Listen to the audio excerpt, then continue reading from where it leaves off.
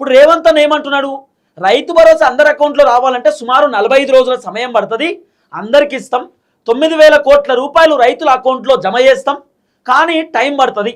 ఇప్పుడు 3,590 కోట్లు ఇచ్చినాం, మళ్ళా 20 రోజులకి అంటే ఏప్రిల్ 20వ తారీఖు 2 ఎకరాలకు రైతు భరోసా ఇస్తాను ఒకసారి, 5 ఎకరాలకు రైతు భరోసా ఇస్తాను ఒకసారి, తర్వాత 3 ఎకరాలకు రైతు భరోసా ఇస్తాను ఒకసారి. ఇప్పటిదాకా కాంగ్రెస్ ప్రభుత్వం పూర్తి స్థాయిలో క్లారిటీ చెప్తలేదు, కానీ 5 ఎకరాలకు రైతు భరోసా ఫిక్స్ అనేటటువంటి ఒక చర్చ మాత్రం వినబడుతున్నది.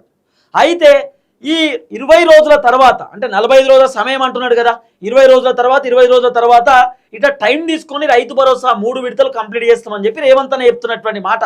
వాస్తవానికి రైతు భరోసాకు సంబంధించిన వ్యవహారంలో కేసీఆర్ ప్రభుత్వం ఉన్నప్పుడు వాళ్ళు కూడా విడతల వారీగానే ఇచ్చారు, దాదాపు 2 విడతలు, ఒకటి 5 ఎకరాలకు ఒకసారి, మిగిలినటువంటి వాళ్ళకు ఒకసారి రైతు భరోసా ఇచ్చేటటువంటి కార్యక్రమం చేసిన. అంత అకౌంట్లో డబ్బులు ఒకేసారి పడవు కాబట్టి, ట్రాన్సాక్షన్ ఒకేసారి కావు కాబట్టి, సో లిమిటెడ్ రూపంలో ఇచ్చేటటువంటి కార్యక్రమం చేశారు.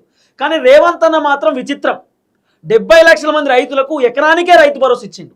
ఇప్పుడు రేవంత్ రెడ్డి తలుసుకుంటే 5 ఎకరాల లోపు ఉన్నటువంటి రైతులకు ఒకసారి, 10 ఎకరాల లోపు ఉన్నటువంటి రైతులకు ఒకసారి, 100 ఎకరాల లోపు ఉన్నటువంటి రైతులకు ఒకసారి ఇట్లా ఇవ్వచ్చు. ఇప్పుడు మన తెలంగాణ రాష్ట్రంలో 70 లక్షల మంది రైతులు ఉన్నారు అనుకో, రేవంత్ రెడ్డి అనుకుంటే ఫర్ ఎగ్జాంపుల్ ఎకరం లోపు ఉన్నటువంటి రైతులు దగ్గర ఒక 30 లక్షల మంది రైతులు ఉంటారు మన తెలంగాణలో, 36 లక్షల మంది ఉన్నారట ఎకరం లోపు ఉన్న వాళ్ళు. అంటే 2 ఎకరాలు, 3 ఎకరాలు, 4 ఎకరాలు, 5 ఎకరాల లోపు ఉన్నటువంటి రైతులు సుమారు ఎంత కాదన్నా కూడా ఒక 53 నుండి 54 లక్షల మంది రైతులు ఉన్నారట 5 ఎకరాల లోపు ఉన్నటువంటి రైతులు. మరి రేవంత్ అన్న తలుసుకుంటే ఎకరానికి రైతు భరోసా అంటే 36 లక్షల మంది రైతులకు ఒకేసారి రైతు భరోసా ఇవ్వచ్చు. రేవంత్ రెడ్డి ఒకేసారి 70 లక్షల మంది రైతులకు ఎకరానికే రైతు భరోసా ఇచ్చిండు. దీని వెనకాల ఏం మతలబు ఉంది, ఎందుకు ఎకరానికి ఇచ్చిండు?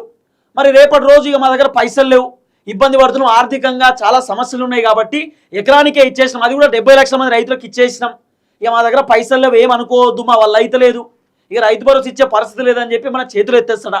అసలు ఏంది అనేది ఒక పెద్ద క్వశ్చన్ మార్క్.